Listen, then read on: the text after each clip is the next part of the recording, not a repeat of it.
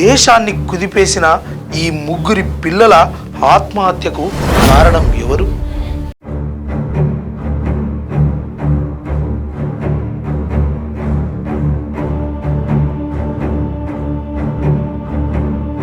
అందరికీ నమస్తే, welcome to Q news. నేను మీ చందు.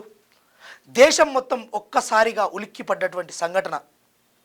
బీజేపీ ఏలువాడి రాష్ట్రం, అతిపెద్ద రాష్ట్రమైనటువంటి ఉత్తరప్రదేశ్లో గజియాబాద్లోని భారత్ టౌన్షిప్లో ముగ్గురి చిన్నారుల ఆత్మహత్య ఏదైతే ఉందో ఈ దేశాన్ని ఒకటేసారి కుదిపేసింది. దానికి సంబంధించిన విషయాలు నిజంగా ఆ డెత్ మిస్టరీని ఛేదించే దిశలో ఇప్పుడు మనం ఆ అనాలిసిస్ చేయబోతున్నాము.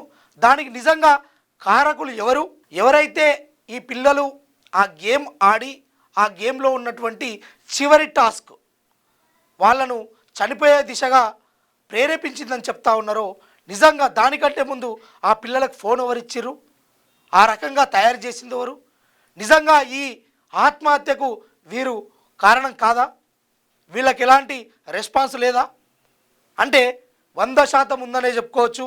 ఎందుకు అంటే వాళ్ళు 2 సంవత్సరాల నుంచి పిల్లలు స్కూల్కి పోవడం లేదు. మరి స్కూల్కి పోకపోతే పిల్లల్ని మందలించాల్సింది ఎవరు? తల్లిదండ్రులు కాదా? పిల్లలు బయటి వ్యక్తులతోటి మాట్లాడడానికి ఇష్టపడరు, ఇంటి పక్క పంటోళ్ళతోటి కూడా. అప్పుడు మాట్లాడాల్సింది, వాళ్ళని మార్పు చెందించాల్సింది ఎవరిది బాధ్యత?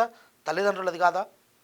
చిన్న పిల్లలుగా ఉన్నటువంటి అట్లీస్ట్ 12, 14, 16 సంవత్సరాలు గల అమ్మాయిలకు, చిన్న పిల్లలకు, చిన్నారులకు ఫోన్ ఇచ్చినటువంటి తల్లిదండ్రులది తప్పు కాదా?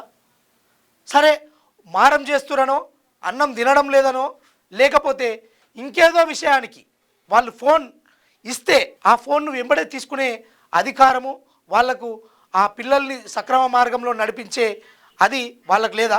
ముగ్గురు చిన్న పిల్లలకు 12, 14, 16 సంవత్సరాలు గలటువంటి పాకి, ప్రాచి, విషిక అనే ముగ్గురు అమ్మాయిలకు సంబంధించినటువంటి ఈ ఘటన దేశాన్ని మొత్తం ఒక్కటిసారిగా కంటతడి పెట్టించింది. నిజంగా ఆ కన్న తల్లిదండ్రులకు ఎంత శోకం మిగిలిందనుకుంటారు. కానీ ఈ మిస్టరీకి సంబంధించింది ఆ గేమర్, కొరియన్ లవ్ గేమర్ ఏదైతే ఉందో దానిలో భాగంగానే వీళ్ళది కూడా తప్పే అని నేను అనుకుంటున్నా.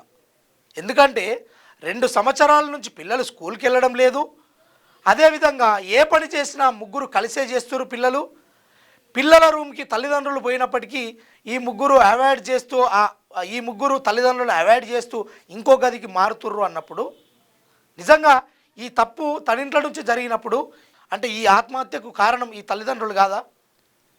మీరు మీ పిల్లల్ని మీరు పెంచే పద్ధతి, మీ పిల్లల్ని మీరు జాగ్రత్తగా చూసుకునే పద్ధతి, ఇవన్నీ మీ సంరక్షణలో ఉంటాయి. మీ పిల్లలు ఎటువైపు వెళ్తున్నారు, ఏం చేస్తూ ఉన్నారు, స్కూల్కు పంపించినామా, వచ్చిన తర్వాత ఏం చేస్తున్నారు, హోంవర్క్ చేస్తున్నారా, లేకపోతే ఎవరితోటి పోతున్నారు, ఇంకేదైనా ఫోన్లో ఇంకేమైనా గేమ్ ఆడుతున్నారా, ఫోన్ ఎంతసేపు యూజ్ చేస్తున్నారు, ఇవన్నీ ఎవరి బాధ్యత అండి? తల్లిదండ్రుల బాధ్యత కాదా?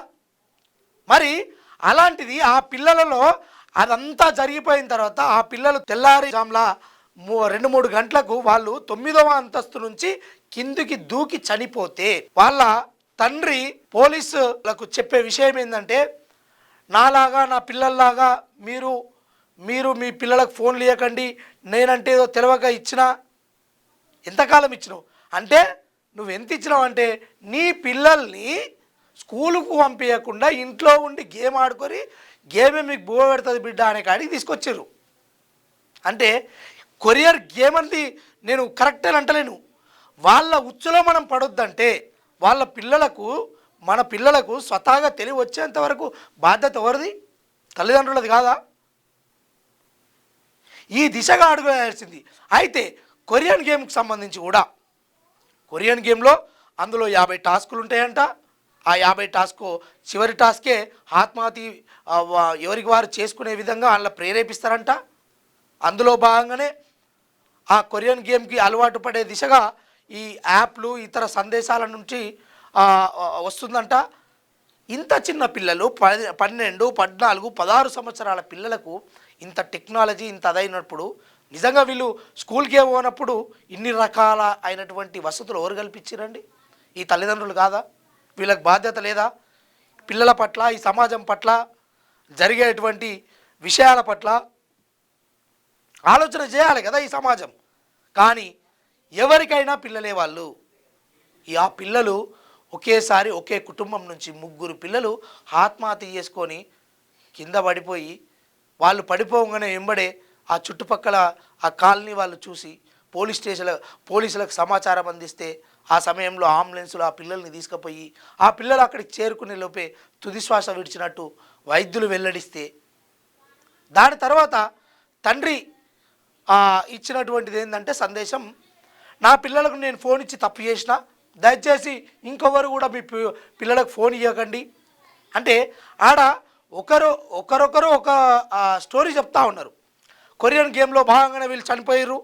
కొరియన్ గేమ్ ఆడడానికి సహకరించింది ఎవరు? నీ పిల్లల్ని నువ్వు ఎంతగానో అంటే 3 పిల్లలు అదే పని చేస్తారండి, 3 పిల్లలు అదే ఆడతారండి. నిజంగా ఈ మిస్టరీని ఛేదించాల్సిన అవసరం మూల మీద ఉంది, పోలీసు వ్యవస్థ మీద ఉంది. ఎందుకంటే అసలు ఆ 3 పిల్లలు ఒక అమ్మాయి దూకిన తర్వాత రెండో అమ్మాయి దూకడానికైనా భయపడుతుంది,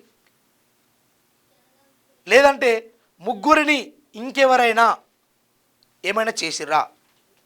మళ్ళీ అందులో చెప్తున్నటువంటి మాటలు కూడా పకడ్బందీగా కొరియన్ ఇన్ఫ్లుయెన్సర్ ఎవరైతే ఈ గేమ్కు సంబంధించినటువంటి టాస్క్ ఇచ్చిరో అందులో వీళ్ళ ఇంట్లోనే 3 పిల్లలు ఉన్నారు కాబట్టి వీళ్ళను పెద్ద కూతురు అయినటువంటి విషిక వీళ్ళను గైడ్ చేస్తూ వీళ్ళకు మానిటర్ చేస్తూ ఈమె ఒక ప్రతినిధి ఒక టాస్క్ ఈ 2 చెల్లెలకి ఇస్తే వాళ్ళు చేసిర్రు, అందులో భాగంగానే ఈ ప్రాణాలు కూడా కోల్పోవడం జరిగింది అని చెప్తా ఉన్నారు. ఈ విషయాలన్నిటికీ బాధ్యులు ఎవరు? ఈరోజు దేశం అట్టుడికిపోయింది. ఈ విషయంలో మరి ప్రభుత్వాలు ఏం చేస్తున్నాయి? అలాంటి గేమ్లను ఎందుకు ఈ ప్రభుత్వాలు కట్టడి చేయలేకపోతున్నాయి? అవేర్నెస్ ఎందుకు చేయలేకపోతున్నాయి? పిల్లలను కనేటువంటి తల్లిదండ్రులారా, తస్మాత్ జాగ్రత్త.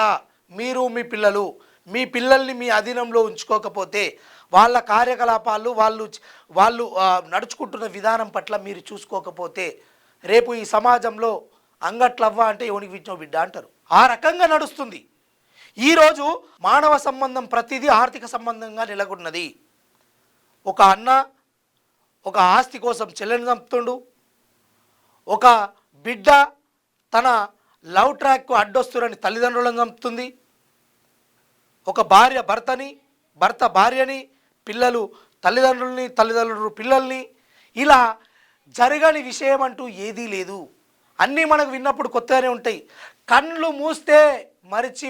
కళ్ళు మూసి తెరిస్తే మరిచిపోయే ఈ సమాజంలో నువ్వు ఉన్నావు. అంతేగాని ఈ విషయాలన్నింటినీ వాస్తవానికి మానవ సంబంధం ఆర్థిక సంబంధమే, అందులోనే ఈ నేరాలన్నీ జరుగుతున్నాయి. దయచేసి చిన్నప్పటి నుండే పిల్లలకు సరైనటువంటి మార్గాన్ని నేర్పించండి, వాళ్ళు అదే దిశగా ప్రయాణించేలా మీరు చర్యలు తీసుకోండి. అంతేగాని ఆకులు అంటే చేతులు కాలిపోయడానికి ఆకులు పట్టుకుంటే ఏం లాభము? ఇవన్నీ ఉంటాయి కదా. ఆ పూటకు వ్యూవర్షిప్ కోసమో ఇంకో దానికోసమో ఇవన్నీ వెల్లడిస్తున్నప్పటికీ అసలైన మిస్టరీ ఏది తెలియదు. అందులో భాగంగానే ఇంకో బిగ్ బ్రేకింగ్ న్యూస్ అని చెప్పుకోవచ్చు. ఒకటి, మన చెర్లపల్లి గట్కేసర్ రైలు ప్రమాదానికి ఆత్మహత్య చేసుకున్నటువంటి విజయారెడ్డి గారి అన్నగారు అయినటువంటి చిరంజీవి రెడ్డి గారు వాళ్ళు ఇతర కొన్ని మీడియా సంస్థలపైన కూడా ఫిర్యాదు చేసినట్టుగా తెలుస్తూ ఉంది. అసలు నిజ నిర్ధారణ, అసలు ఆ విషయాలన్నీ పోలీసులు ఇన్వెస్టిగేషన్మెంట్లో తేలుస్తారు. అది తేలవక ముందుకే నేను కొంతమందికి ఇంటర్వ్యూ ఇవ్వలేకపోతే వాళ్ళు డైరెక్ట్గా నేనే నిందుతుందని ప్రచారం చేస్తున్నారు అన్న విషయంలో వాళ్ళు ఫిర్యాదు చేసినట్టుగా తెలుస్తూ ఉంది. ఇట్టి విషయాన్ని ఏదేమైనా కళ్ళు మూసి తెరిచేలోపు మర్చిపోయే ఈ సమాజంలో నువ్వు ఉన్నావు. అదేవిధంగా డబ్బు కోసం మనిషి ఎంతటి దారుణానికైనా దిగజారుతున్నాడు అనే విషయాన్ని గుర్తు చేసుకోవాలి. ఈ రాష్ట్రమే కాదు, ఈ ప్రపంచంలోని అందరూ వ్యక్తులు ఇదే కోణంలో నడుస్తూ ఉన్నారు. కాబట్టి తస్మాత్ జాగ్రత్తగా ఉండండి. మీరు మీ పిల్లలు మీ సహచరులతో అదేవిధంగా ఇలాంటి అవాంఛనీయ సంగతులు బయటకు వచ్చినప్పుడు కొద్దిసేపు మాట్లాడుకునేటువంటి మీరు నిత్యం మీ కార్యకలాపాలలో ఇదే పరిస్థితి మీ కుటుంబంలో వచ్చేంత వరదాకా చెవిన పెట్టకుండా ఉండే ప్రయత్నం చేయకండి. నిజాలు తెలుసుకోండి.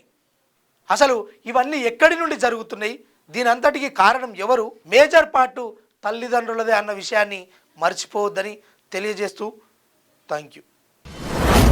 మీ వ్యాపారం అభివృద్ధి కావాలని కోరుకుంటున్నారా? అయితే వెంటనే క్యూనస్ని సంప్రదించండి. Schools, colleges, banks, shops, office promotions, land promotions, political promotions, restaurant promotions, hospital promotions, పుట్టినరోజు వేడుకలు, శుభకార్యాలు, వ్యాపారాలు ఏవైనా, సందర్భం ఏదైనా ఇప్పుడే క్యూనస్ ద్వారా తెలియజేయండి. మీ వ్యాపారాన్ని అభివృద్ధి చేసుకోండి.